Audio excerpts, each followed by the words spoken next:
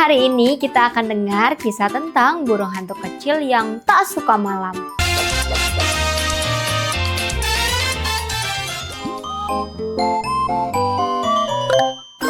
Hula si burung hantu bermain sendiri di pohon saat malam. Ia melihat teman-temannya tertidur dan merasa kesepian. Aku tak suka terbangun saat malam.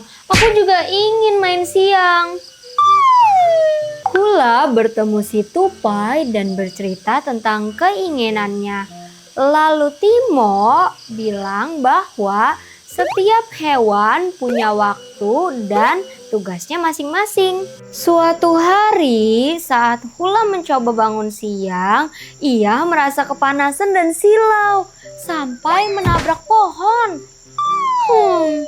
Sepertinya aku memang bukan burung siang. Lebih baik aku menjaga hutan saat malam. Itu tugasku yang penting. Dan ya, begitulah ceritanya. Pesan penting dari cerita ini adalah belajar menerima perbedaan dan pentingnya memahami diri sendiri ya teman-teman. Segitu dulu ceritanya, sampai jumpa lagi.